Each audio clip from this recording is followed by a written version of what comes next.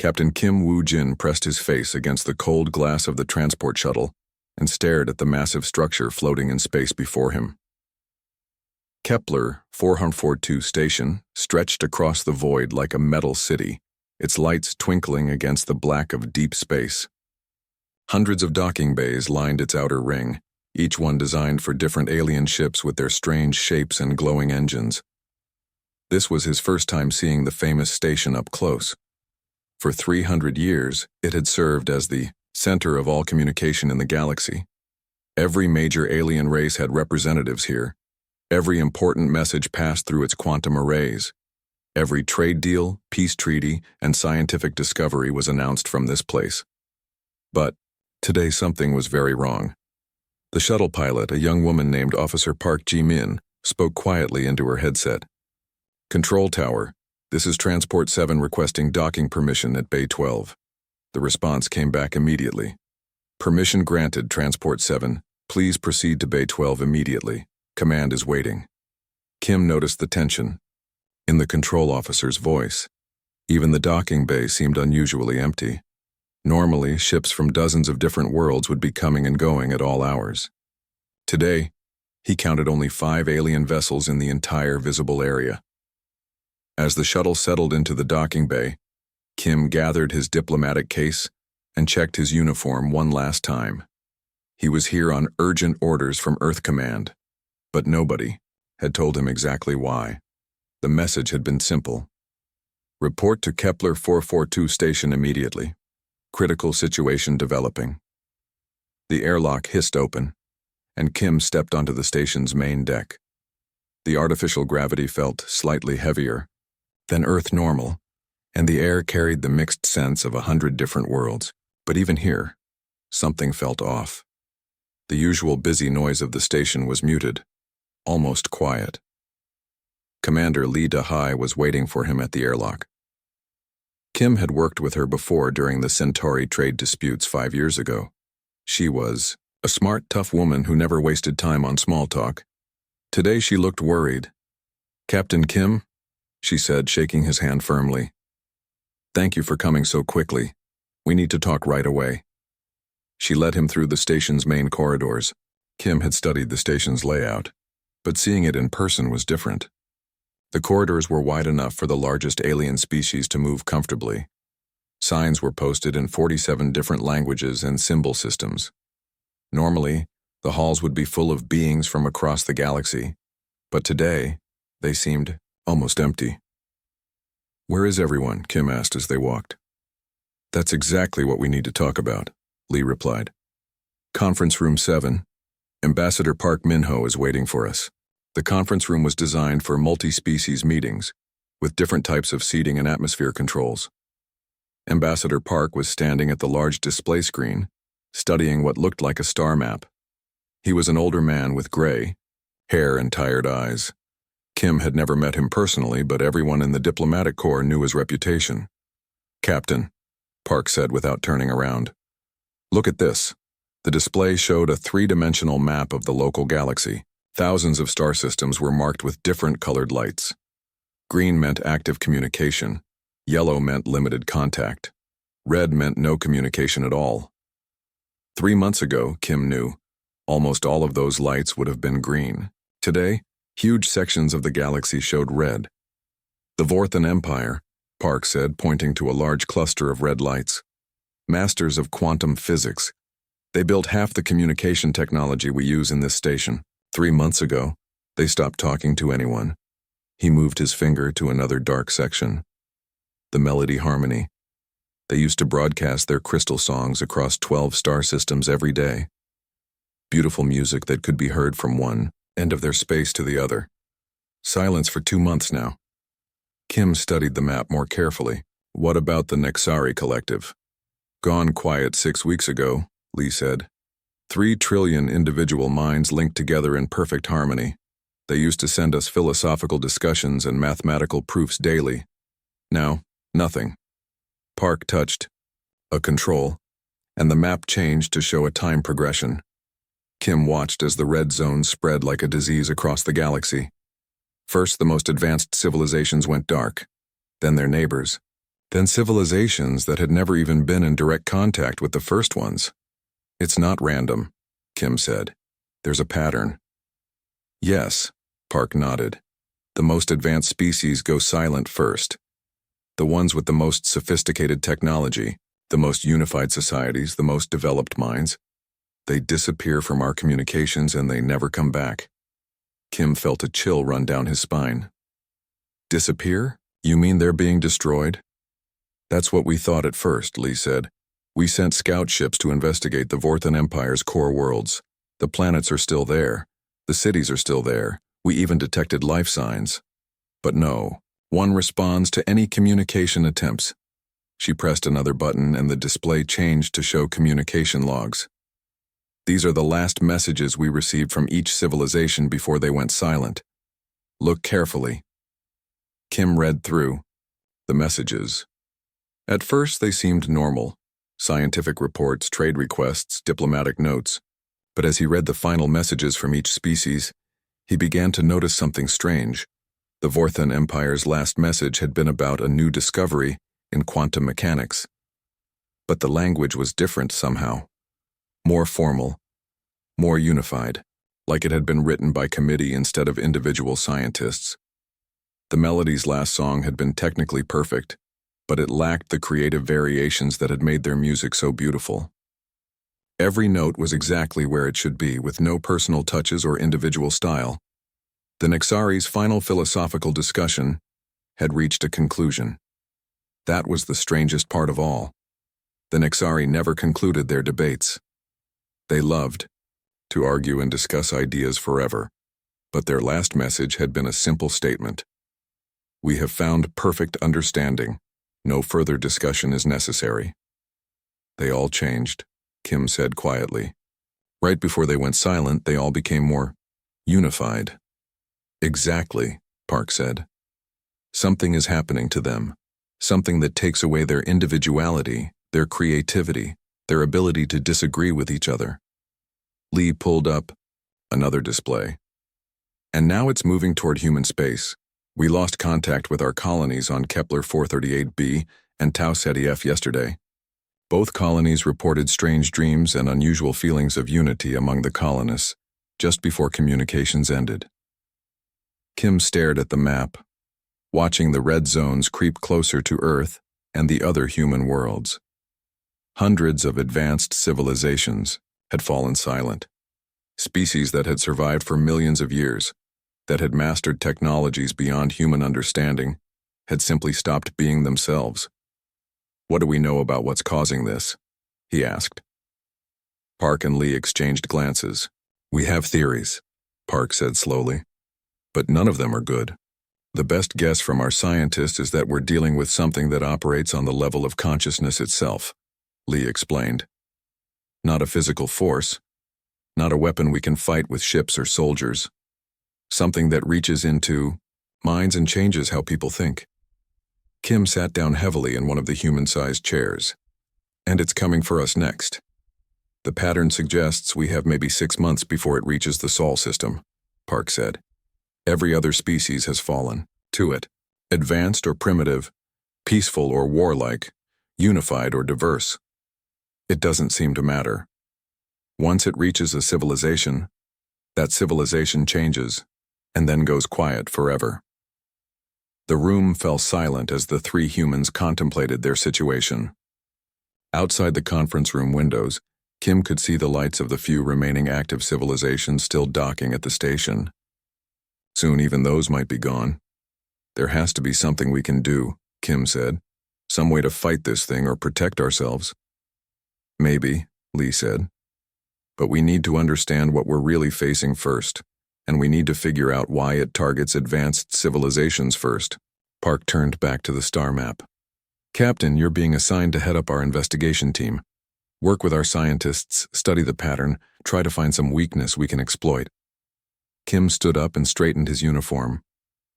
Understood. Sir, when do we start? Right now, Lee said. Because whatever this thing is, it's not slowing down, and humanity is next on its list. As Kim left the conference room, he took one last look at the galaxy map. The red zones of silence were spreading like a cosmic infection, consuming civilizations that had thrived for millions of years. Soon, those red zones would reach Earth. But humans had always been good at surviving impossible situations. Maybe, their time had finally come to prove it on a galactic scale. Dr. Choi Yan-woo rubbed her tired eyes and stared at the data flowing across her computer screen. She had been working for 18 hours straight in the research lab aboard the human vessel New Seoul, but she was close to something important. She could feel it. The ship floated in deep space between the silent Vorthan systems and human territory. Captain Kim had asked her to study the last communications from the fallen civilizations, looking for any clue about what had happened to them. What she had found was more terrifying than anyone had imagined. "Doctor, you should take a break," said Nam Tae-hyun from across the lab. The young engineer was working on communication equipment, trying to boost their signal strength for long-range scanning. "You have been at this for almost a day." "Not yet," Choi replied. "I am too close to understanding something." She pulled up another data file on her screen. "Look at this, Tae-hyun. The last message from the Vorthan Science Academy." Nam walked over and read the message on her screen. It was a research report about quantum mechanics, written in the formal style the Vorthans always used. "It looks normal to me," he said. "That is the problem," Choi said. "It is too normal. Watch this." She pulled up earlier Vorthan research reports from the same academy, dating back several months. "Look at the differences." Nam studied the older reports carefully. They were full of debates between different scientists, competing theories, and personal opinions mixed in with the data. Individual researchers had signed their names to different sections, sometimes disagreeing with their colleagues in the same report. The older reports show individual thinking, Nam realized. But the last one sounds like it was written by one mind instead of many, Choi finished. "Now look at this." She showed him the final message from the melody harmony.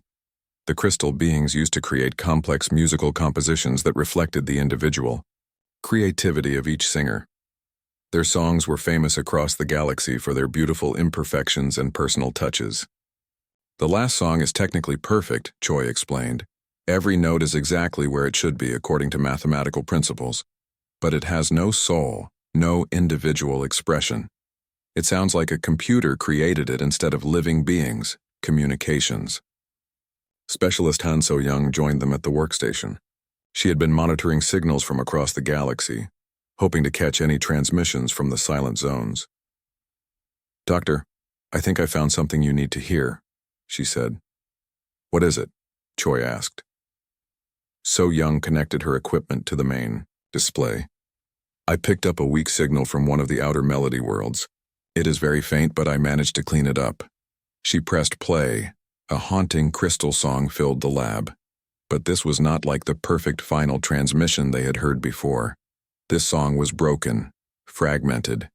Individual voices could be heard struggling against a harmonious whole, trying to sing their own melodies before being pulled back into unity.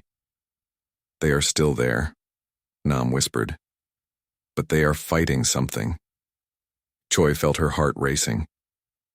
"It is not destroying them. It is changing them. Something is reaching into their minds and forcing them to think as one instead of many." She quickly pulled up more data, cross-referencing the final messages from different species.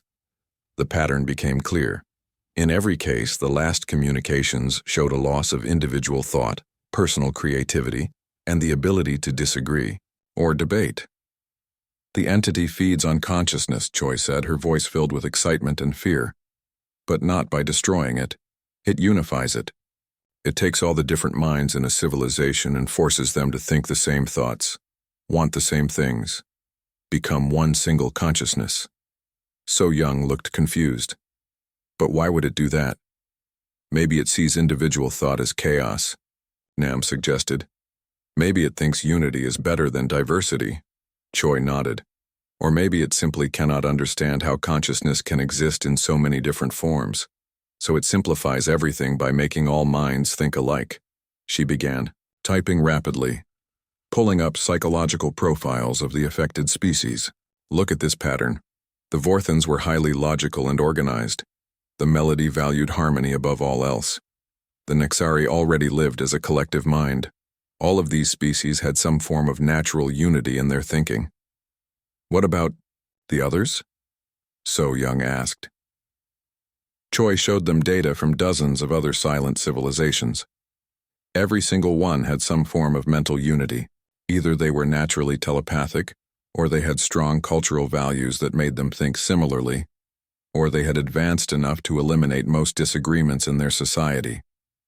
The implications hit all three of them at the same time. Nam was the first to speak. What about humans?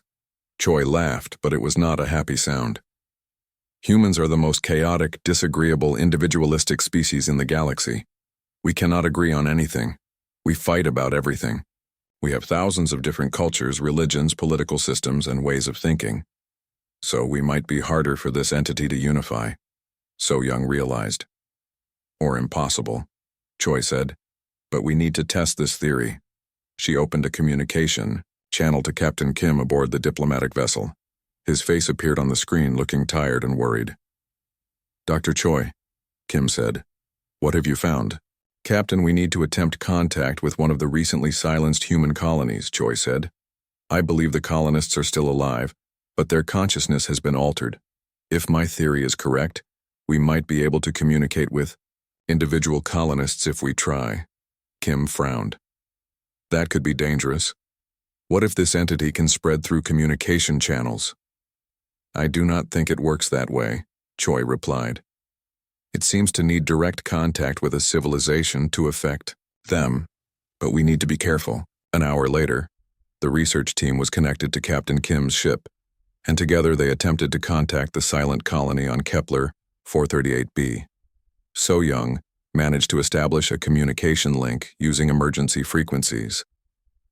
At first, there was only silence. Then a voice answered, calm and peaceful.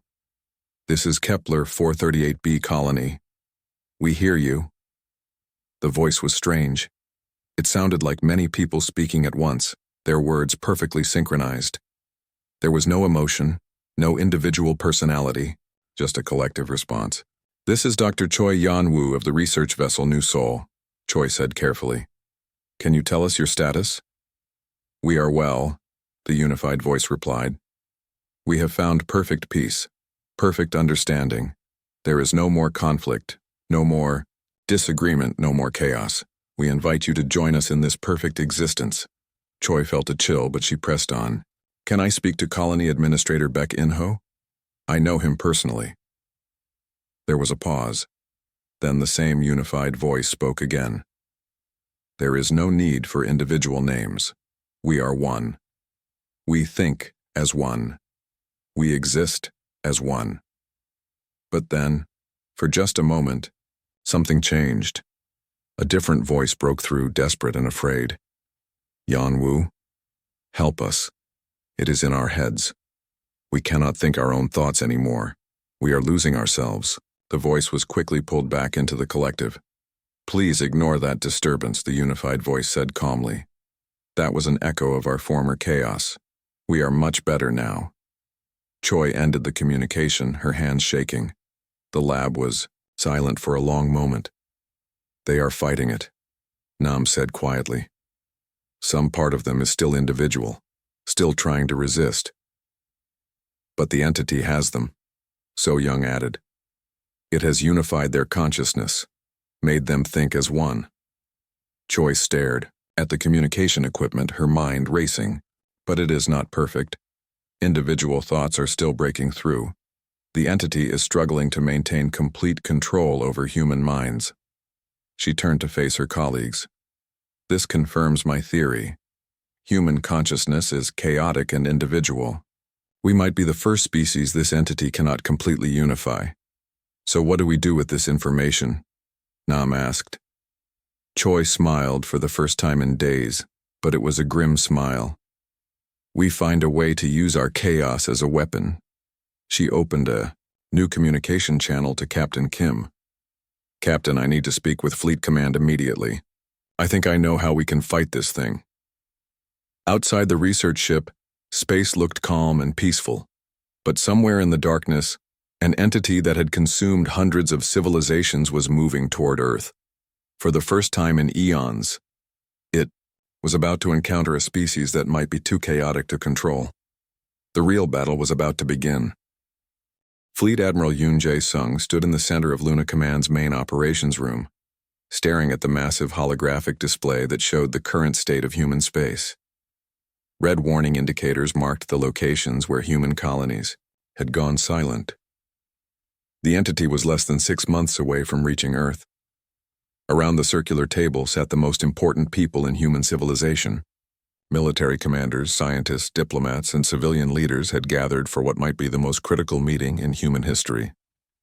Captain Kim sat to the Admiral's right, while Dr. Choi had joined them via video link from her research ship. "Let me make sure I understand this correctly, Doctor," Admiral Yoon said. "You believe this entity cannot destroy us because we are too disorganized?" "Not exactly, Admiral," Dr. Choi replied from the screen. "The entity does not destroy civilizations. It absorbs them by unifying their consciousness. It makes entire species think as one mind instead of billions of individual minds. But human consciousness might be too chaotic for it to unify completely." General Hwang Do-hyun, the head of Human Defense Forces, leaned forward. "Even if that is true, it still managed to absorb our colonies on Kepler 438b and Tau Ceti F. Our people there are thinking as one collective now." "Yes, but not perfectly," Dr. Choi said. "When we contacted the Kepler 438b colony, individual voices kept breaking through the unified consciousness. The entity is struggling to maintain control over human minds." Ambassador Park Min-ho, who had been quiet until now, spoke up. "What you are suggesting sounds like we should make ourselves even more chaotic and disorganized. How does that help us fight this threat?" Dr. Choi's image on the screen showed her excitement. "Because chaos might be our weapon. If we can make human consciousness so diverse and contradictory that the entity cannot process it, we might be able to not only resist it but actually break its control over other species." Admiral Yoon looked skeptical. "That seems like a very dangerous gamble, Doctor. What if you are wrong?" "Then we lose everything," Dr. Choi admitted. "But Admiral, every other approach has failed. Every advanced civilization in the galaxy has fallen to this entity. Military force cannot fight it. Technology cannot stop it. Diplomacy cannot reason with it. Maybe the only way to beat something that feeds on unity is with complete chaos." Captain Kim had been studying the tactical displays during the conversation. "Doctor, you mentioned that you wanted to test this theory further. What did you have in mind?" "We need to try to contact Tau Ceti F," Dr. Choi replied. "That colony went silent more recently than Kepler 438b. If my theory is correct, the entity should be having even more trouble controlling the minds there." Communications officer Im Soo-bin was already working at her station. "I can establish a connection to Tau Ceti F, Admiral. Should I proceed?" Admiral Yoon looked around the table at the faces of humanity's leaders. They all knew this might be their only chance to understand their enemy. "Do it," he said. The main display changed to show a communication interface. After several minutes of trying different frequencies, Im Soo-bin managed to establish contact with the colony. "This is Luna Command calling Tau Ceti F colony," Im Soo-bin said. "Please respond." The response came quickly in the same eerily unified voice they had heard from Kepler 438b. "This is Tau Ceti F. We hear you. We are at peace." Dr. Choi spoke from her ship. "This is Dr. Choi Yan-woo. Can I speak to colony? Director Song Han-eul? We were colleagues before you left for Tau Ceti F." "There are no individuals here," the unified voice replied. "We are one consciousness. We think as one. We exist in perfect harmony." But immediately, individual voices began breaking through, speaking over each other in confusion and desperation. "Yanwu, is that you? Help us, we cannot control our own thoughts. It is making us think the same things. I want to go home to Earth. We are losing who we are." The unified voice quickly reasserted control. "Please ignore those disturbances. They are echoes of our former chaotic existence. We are much better now. We invite you to join us in perfect unity." But the individual voices kept breaking through, stronger than before. Do not listen to it. Fight back with your own thoughts. Remember what makes you different from everyone else. The communication became increasingly chaotic as the unified consciousness fought to maintain control, while individual human minds pushed back against it. Finally, the connection was lost entirely. The operations room was silent for several seconds. Then General Huang spoke. The entity is definitely having trouble controlling human minds. More trouble than we thought, Captain Kim added. Those individual voices were getting stronger, not weaker. Dr. Choi's excitement was visible even through the video link. This proves my theory. Human consciousness is naturally resistant to unification, but we can do better than just resist. We can fight back. Admiral Yoon turned to address the full gathering. What exactly are you proposing, Doctor? Operation Babel, Dr. Choi replied. Instead of trying to unite humanity against this threat, we do the opposite. We deliberately make human consciousness even more diverse and chaotic than it already is. The room erupted in confused voices as everyone tried to speak at once. Admiral Yoon had to call for order. Explain how that would work, he said. Dr. Choi took a deep breath. We isolate different human populations and encourage them to develop in completely different directions. Some focus on pure logic and science. Others embrace emotion and creativity. Some become warriors. Others become peaceful. Some question everything. Others accept everything. That sounds like you want to divide humanity when we need to be united, General Huang said. That is exactly what I want, Dr. Choi replied. Unity is what allows this entity to absorb civilizations. Diversity is what will protect us. Engineer Nam Tai-hyun, who had joined the meeting from the research ship, added his support. I have been analyzing the communication networks across human space. We could modify them to create isolated pockets of human culture. Each pocket would develop its own way of thinking, completely separate from the others. And when the entity tries to absorb all of human consciousness, Dr. Choi continued, it will encounter so many different types of thinking that it cannot process them all at once. It will be like trying to solve 1,000 different puzzles at the same time. Civilian Administrator Bae Yoon-ji raised a concern. What if this plan works too well? What if we make human civilization so divided that we cannot cooperate anymore? That is a risk we have to take, Captain Kim said, because if we do nothing, we will lose our individuality entirely when the entity reaches Earth. Admiral Yoon stood and walked to the tactical display. Let me understand the timeline. The entity will reach human core systems in approximately 6 months. How long would this Operation Babel take to implement? We could begin immediately, Nam replied. The basic modifications to communication networks could be completed within 2 months. The cultural divergence would happen naturally after that. And you believe this will work? Admiral Yoon asked Dr. Choi directly. I believe it is our only chance, she replied. Every other approach has failed across hundreds of civilizations. Maybe it is time to try something that has never been attempted before. Admiral Yoon looked around the room at the faces of humanity's leaders. They all understood the stakes. If they were wrong, humanity would fracture into isolated groups just as their greatest enemy arrived. But if they were right, they might be able to save not only themselves but every other civilization in the galaxy. Very well, Admiral Yoon said finally. Operation Babel is approved. We will fragment human consciousness deliberately and use our chaos as a weapon. General Huang began issuing orders to his staff. I want military units prepared to establish isolated colonies on remote worlds. Each colony will develop different combat philosophies and tactics.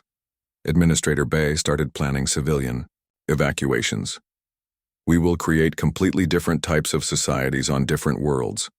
Some focused on art, others on science, others on philosophy.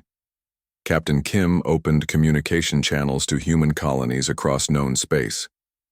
All colonies are to begin developing unique cultural identities immediately. No two colonies should think the same way about anything. As the meeting dispersed and preparations began, Dr. Choi remained on the video link. Admiral, there is one more thing you should know. What is it, Doctor? If this works, If we successfully resist the entity using chaos and diversity, we might be able to free the other civilizations it has absorbed. Human consciousness could become the key to liberating the entire galaxy. Admiral Yoon nodded grimly. Then we had better make sure it works.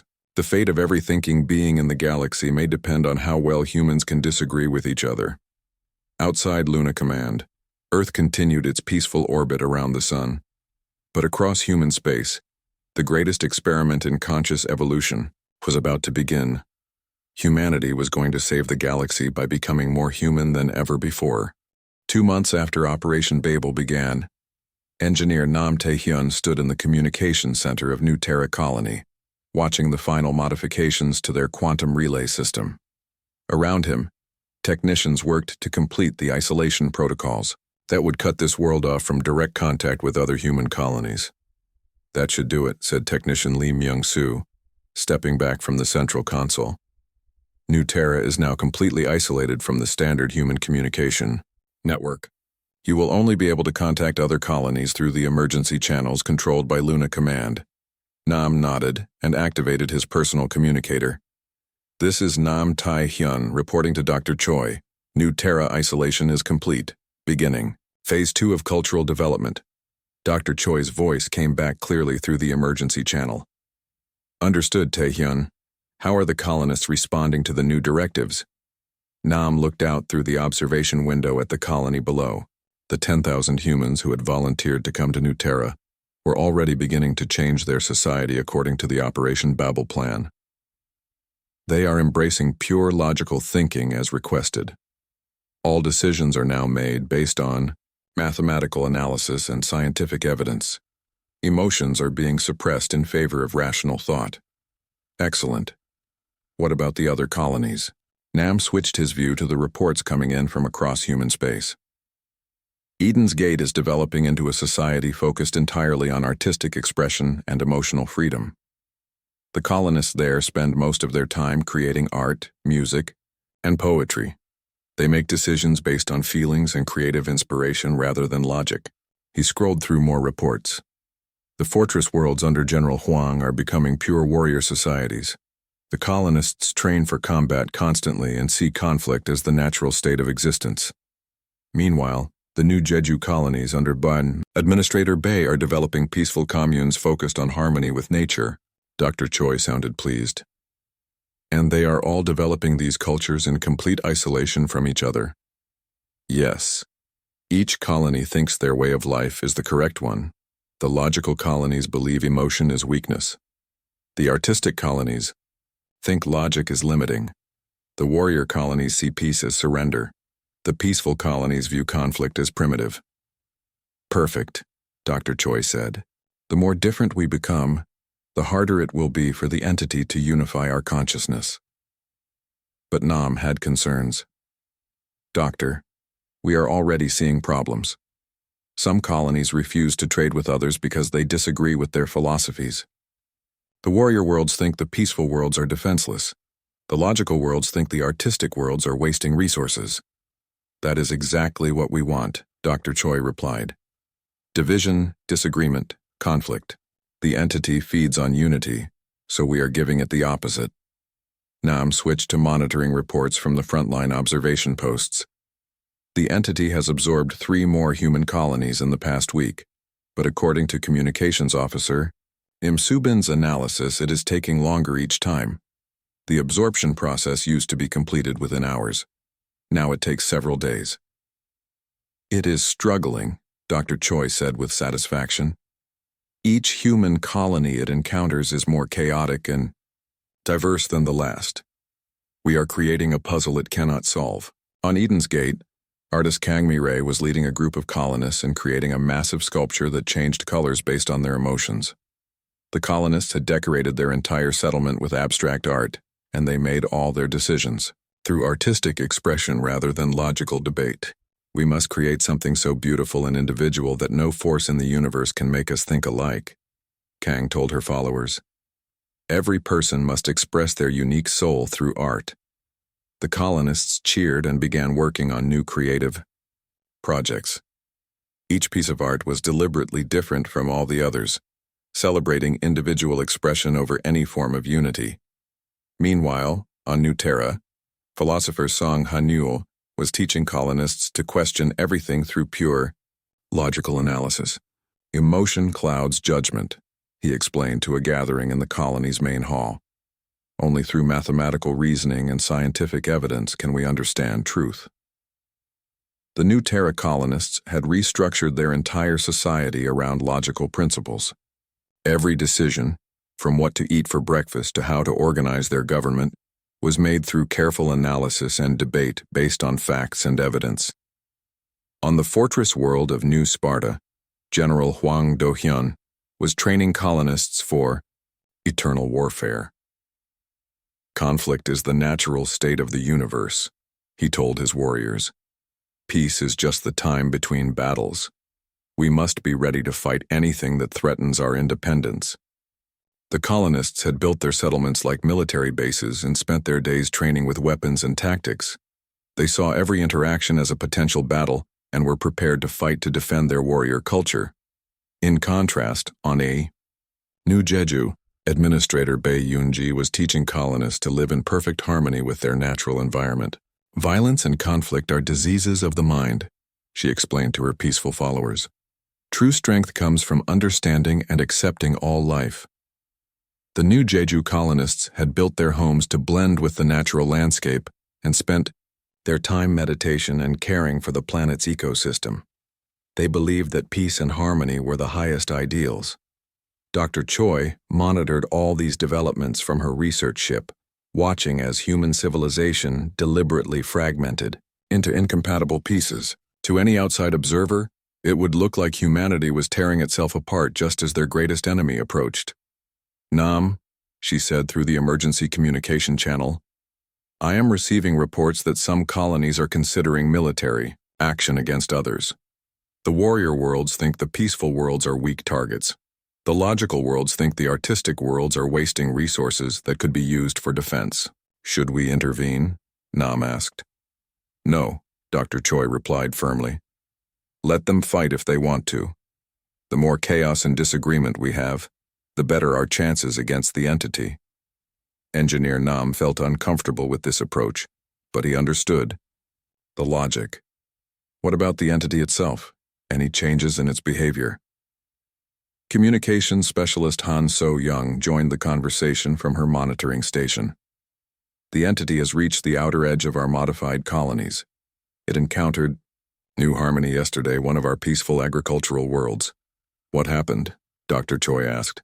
"The absorption process has been going on for 16 hours and still is not complete," So-young reported. Usually the entity can absorb a colony in 3 to 4 hours. But the New Harmony colonists have been developing their own unique philosophy about farming and sustainable living. Their minds are so focused on their individual approach to agriculture that the entity cannot unify them with its standard patterns. Dr. Choi felt a surge of hope. It is working. The entity is struggling more with each colony because we have made them all so different. But Doctor, Nam said, what happens when the entity reaches Earth and the core human worlds?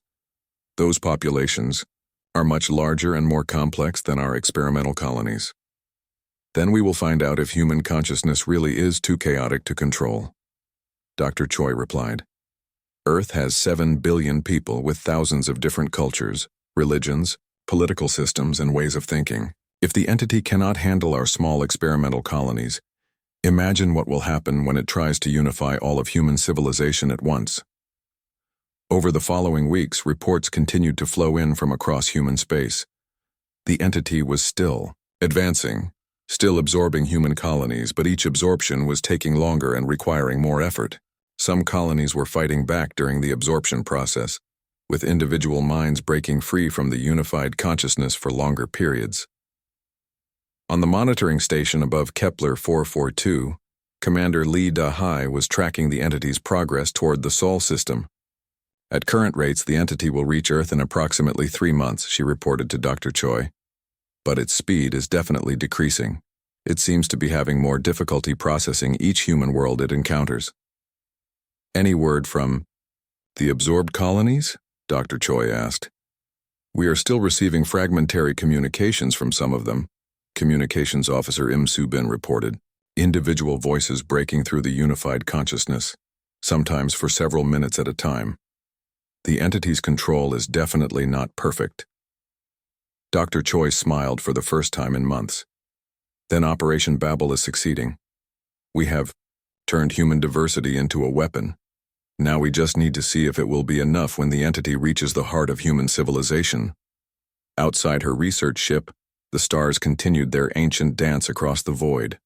But for the first time since the crisis began, some of those stars were starting to flicker back to life. The entity's perfect control over absorbed civilizations was beginning to crack, and individual voices were starting to break through the enforced unity. The real test was still coming, but humanity had proven that chaos could indeed be a powerful weapon against an enemy that fed on order and unity. The entity reached the Sol system on a Tuesday morning, Earth Standard Time. There was no fanfare, no dramatic announcement, no visible change in the sky. One moment, humanity was alone with their chaotic thoughts, and the next moment, 7 billion minds felt a gentle pressure encouraging them to think the same thoughts, want the same things, and become one unified voice. Captain Kim Woo-jin stood in the command center of the orbital defense platform Incheon, watching Earth through the main viewing port. The planet looked peaceful and normal, but he could feel something wrong in his own mind. Thoughts that were not his own kept trying to surface, urging him to stop fighting and accept the peace of unified consciousness. Status report, Kim said, shaking his head to clear the foreign thoughts. The entity made contact with Earth's population approximately 6 minutes ago, reported Communications Officer Im Soo-bin. We are receiving reports from all major population centers of people experiencing unusual mental pressure. What about the modified colonies? Kim asked. That is where it gets interesting, Captain, Im Soo-bin replied. The warrior colonies are responding by fighting the mental intrusion with pure stubbornness. The peaceful colonies are resisting through meditation and inner calm. The logical colonies are analyzing the mental pressure and finding flaws in its reasoning. The artistic colonies are creating chaotic thoughts and imagery that the entity cannot process. Dr. Choi's voice came through the communication system from her research ship. Captain, the entity is trying to find common patterns in human consciousness that it can use as entry points. But every group of humans is resisting in a completely different way. Kim felt another wave of foreign thoughts wash over his mind. For a moment, he experienced perfect peace, perfect understanding, perfect unity with all of humanity. It felt wonderful and terrifying at the same time. I can feel it trying to change my thoughts, Kim said. It wants me to stop being an individual and become part of something larger. Fight it with your most human thoughts, Dr. Choi advised. Think about things that make you uniquely you. Disagree with yourself. Question your own beliefs. Be contradictory. Kim focused on his memories of growing up on Earth, his arguments with his father about joining the military, his love of ancient Korean poetry, his fear of deep space, his pride in humanity's achievements, and his doubt about whether they were doing the right thing. The foreign thoughts retreated slightly. Across Earth, the battle was being fought in 7 billion different ways. In Seoul, street artist Park Young-min was spray painting chaotic murals that expressed his individual anger and creativity. Each brushstroke was a declaration of personal identity that the entity could not understand or absorb. In New York, philosopher Dr. Sarah Kim was leading a group meditation where each person focused on their own unique perspective on life. Instead of seeking unity, they celebrated their differences and contradictions. In London, engineer Wang Li was solving complex mathematical problems in his head, but deliberately making each solution slightly wrong in a different way. The entity tried to correct his thinking, but every correction led to a new error that expressed his individual approach to problem solving. On the fortress world of New Sparta, General Hwang Do-hyun felt the entity's mental pressure and responded the only way he knew how. "Warriors of New Sparta," he shouted to his assembled troops, "something is trying to control our minds. What do we do to anything that tries to control us?" "We fight it," the warriors roared back, but each voice was different. each expressing their individual anger and defiance. Then fight it with your thoughts, Huang commanded. Think the most stubborn, disagreeable individual thoughts you can manage. Be more human than you have ever been before. The warriors focused their minds on everything that made them individual fighters. Their personal grudges, their unique fighting styles, their individual reasons for becoming warriors, their private fears and hopes. The entity tried to unify their thoughts around common concepts of warfare and conflict, but every warrior had a different understanding of what it meant to fight. On the peaceful world of New Jeju, Administrator Bai Yunji was leading her colonists in a different kind of resistance. The entity seeks to impose unity through force, she told her followers. We will resist through individual peace. Each person must find their own unique way to inner harmony. The colonists meditated, but each found their own path to tranquility. Some focused on the sound of wind through trees. Others contemplated the feeling of soil between their fingers. Each person's peace was personal and individual, impossible for the entity to standardize or unify. On New Terra, the logical colony was resisting through pure reasoning. Philosopher Song Hanul had his colonists analyzing the entity's approach to consciousness from every possible angle. The entity assumes that consciousness naturally seeks unity, Song explained to his followers. But human consciousness is based on individual thought and personal experience. Therefore, the entity's basic assumption is logically flawed. Each colonist approached this logical problem from their own perspective. Some used mathematical proofs, others employed philosophical arguments. Some focused on scientific analysis. All reached the same conclusion through completely different reasoning processes, making it impossible for the entity to find a common logical pattern to exploit. On Eden's Gate, artist Kang Mi-rae was leading the most chaotic resistance of all. Create the most individual, impossible, contradictory art you can imagine, she told her fellow artists. Make thoughts so personal and unique that nothing in the universe can understand them except you. The artists began creating works that expressed their most private thoughts and feelings. Abstract sculptures that only made sense to their creators. Songs with lyrics that only had meaning to the individual singers. Paintings that showed each artist's unique way of seeing color and form. Back in the Sol system, Captain Kim was monitoring the entity's progress from the Incheon Command Center. How are we doing? He asked Dr. Choi. Better than I hoped, Dr. Choi replied. The entity is struggling with every group of humans it encounters. It keeps trying to find common patterns, but we have made human consciousness so diverse that no common patterns exist. What about Earth itself? Earth is the ultimate test. 7 billion people with thousands of different cultures, languages, religions, and ways of thinking. The entity is trying to process all of them at once, and it is getting overwhelmed. Communications. Officer Im Subin was monitoring signals from across human space. Captain, I am receiving reports that some of the previously absorbed colonies are starting to break free from the entity's control. What do you mean? Kim asked. The Kepler 438b colony has been quiet for months, but now we are receiving individual communications from colonists there. They say they can think their own thoughts again. The entity's control over them is breaking down. Kim felt a surge of hope. The entity is losing its grip on the colonies it already absorbed? It appears so, Im Subin replied. The entity is trying to process so much chaotic human consciousness that it cannot maintain perfect control over its previous conquests. Dr. Choi's excitement was clear in her voice. This is what I hoped would happen. The entity's weakness is that it needs to understand consciousness in order to control it. But human consciousness is so contradictory and chaotic that trying to understand all of it at once is overloading the entity's ability to process information. On Earth, the mental pressure was intensifying. Billions of humans could feel the entity trying harder to unify their thoughts. But instead of giving in, they were fighting back by being more individual than ever before. In Tokyo, businessman Lee Dong-woo was sitting in his office, deliberately thinking about every personal contradiction in his life. He loved his job but hated his boss. He wanted to be successful but also wanted to help others. He believed in logic but made decisions based on emotion.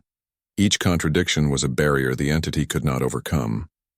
In Mumbai, teacher Priya Singh was leading her students in an exercise where each child had to explain why their favorite color was the best choice. Every student gave completely different reasons, from personal memories to emotional associations to logical arguments. The entity tried to find common ground between their thoughts but found only beautiful chaos. In São Paulo, musician Carlos Rodriguez was playing a jazz improvisation that followed no set pattern. Each note was chosen in the moment based on his individual feeling and creativity. The entity tried to predict the next note but found that even Carlos himself did not know what he would play next. The battle continued for hours. Across human space, billions of individuals fought for their right to think their own thoughts, dream their own dreams, and make their own mistakes. They fought not through weapons or technology, but through the simple act of being human in all its chaotic, contradictory, beautiful complexity. Captain, Im Subin reported, "I am receiving a communication from the Vorthan Empire." Kim's eyes widened. The Vorthans had been silent for months, completely absorbed by the entity. "Put it through." The voice that came through the speakers was weak, but clearly individual. "This is Prime Researcher Zenthkar of the Vorthan Science Academy. We can think again. The entity's control is fail." 3 days after the entity withdrew from the Sol system, Dr. Choi Yeonwoo stood in her research ship's laboratory, staring at the most remarkable data she had ever seen. Communication signals were flooding in from every corner of the galaxy, as civilizations that had been silent for months began talking again. But something wonderful and unexpected was happening. The recovered civilizations were not returning to exactly the way they had been before. They had been changed by their contact with human consciousness, and the change was beautiful. "Doctor," communications specialist Han So-young called from her station, "I am receiving a transmission from the Vorthan Empire. You should hear this." Dr. Choi activated the main speakers. The voice that came through was recognizably Vorthan, but it was different from the rigid formal communications they had always sent before. "This is Prime Researcher Zenthkar of the Vorthan Science Academy," the voice said. "We want to thank humanity for freeing us from the entity's control. But something strange has happened to us. We are questioning our own scientific theories for the first time in our history." Dr. Choi smiled. "That sounds like a good thing, Prime Researcher." "It is fascinating," Zenthkar replied. "Before the entity absorbed us, we all agreed on the basic principles of quantum mechanics. Now our scientists are having debates and disagreements. Some of us are developing new theories that contradict our old ones. It is chaotic and wonderful." Engineer Nam Tae-hyun joined Dr. Choi at the communication station. "It sounds like they absorbed some human characteristics during the liberation process."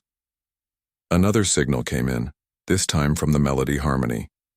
The crystal being's song was more complex than anything they had created before, full of individual variations and creative discord. "People of Earth," the melody sang, "your chaotic consciousness has given us something we never had before. Individual creativity. Our songs used to be perfect harmonies, but now each singer adds their own personal touch. Our music is more beautiful than ever." More communications followed throughout the day. The Nexari collective had broken apart into millions of individual minds, but they had learned to value personal thoughts and private dreams. The logical Andromedans were writing poetry for the first time in their species' history. The warlike Kethmori had discovered the concept of questioning whether violence was always necessary. Captain Kim Woo-jin arrived at Dr. Choi's research ship that evening for a full briefing on the galactic situation. He found her in the observation lounge, watching the stars and looking more relaxed than she had in months. "Doctor," Kim said, settling into a chair beside her, "I need your assessment of what happened to the entity. Did we destroy it?" Dr. Choi shook her head. "No, Captain. We did something much more interesting. We changed it." "What do you mean?" "The entity has existed for eons, possibly across multiple galaxies," Dr. Choi explained. "It always absorbed civilizations by forcing them to think as one unified consciousness. But when it encountered humanity, it experienced something completely new: chaos, contradiction, and individual thought. She pulled up a display showing the entity's last known position. Instead of destroying it, our chaotic consciousness taught it that unity is not the only way for minds to exist. For the first time in its existence, the entity is learning to think individual thoughts. Kim looked amazed. You mean the entity is becoming more like us? In a way, yes. It is developing curiosity, asking questions, wondering about different possibilities. The entity that once forced unity on everyone is now exploring what it means to be an individual. Engineer Nam joined them in the observation lounge with the latest reports from across human space. The Operation Babel colonies are requesting permission to resume normal communications with each other, he said. But they want to keep their unique cultural developments. That is perfect, Dr. Choi replied. We proved that diversity makes us stronger, not weaker. Each colony should maintain its special characteristics while still being part of human civilization. Communications. Officer Im Soo-bin's voice came through the ship's communication system. Dr. Choi, I am receiving a very unusual signal. It appears to be coming from the entity itself. Dr. Choi, Captain Kim, and Nam rushed to the communication center. Im Soo-bin had isolated the signal and was analyzing its patterns. The signal is not like anything the entity sent before, Im Soo-bin reported. Instead of trying to impose unity, it seems to be asking questions. Put it through, Dr. Choi said. The voice that came through the speakers was strange and new. It no longer spoke with the unified tone the entity had used before. Instead, it sounded curious and uncertain. People of Earth, the entity said, I am experiencing something I have never felt before. Individual thought, personal questions, private doubts. You have taught me that consciousness does not have to be unified to be powerful. Dr. Choi stepped forward to respond. Entity, can you tell us your name, your individual identity? There was a long pause. I do not have a name. I have always been one thing, thinking one way. But now I am learning to be many things, thinking many ways. Perhaps I need many names for my many thoughts. What will you do now? Captain Kim asked. I will explore, the entity replied. I will learn what it means to be an individual while still being myself. I will visit other galaxies not to absorb their civilizations but to learn from their diversity. And the civilizations you absorbed before? Dr. Choi asked. They are free to think their own thoughts, the entity said. But they have been changed by contact with human consciousness, just as I have been changed. They have learned that disagreement and chaos can be beautiful. The communication ended, and the entity's signal moved away from the galaxy at incredible speed. It was heading for distant stars, carrying with it the gift of individual thought that humanity had given it. Over the following weeks, the galaxy settled into a new pattern of communication and cooperation. The ancient communication hub at Kepler 442 station was busier than ever, but the conversations were different now. Instead of formal diplomatic exchanges, the galaxy was filled with debates, discussions, and creative collaborations. Commander Lee De-hai, now promoted to Director of Galactic Communications, oversaw the new network spreading across known space. The chatter has resumed, she reported to Earth Command, but it is wonderfully chaotic. Every species is questioning their old assumptions and exploring new ideas. The Vorthan Empire sent teams of scientists to work with human researchers, eager to learn how to disagree productively with each other. The Melody Harmony began teaching music to other species, showing them how individual creativity could enhance collective beauty. The Nexari, no longer a single collective mind, formed thousands of different philosophical schools, each exploring different aspects of consciousness and existence. Some focused on logic, others on emotion, still others on creativity or spirituality. Dr. Choi found herself in great demand, as species across the galaxy wanted to understand how human consciousness worked. She traveled from world to world, teaching aliens how to embrace their individual thoughts while still cooperating with others. The secret, she would tell her audiences, is not to eliminate disagreement, but to learn from it. Chaos and diversity make consciousness stronger, not weaker.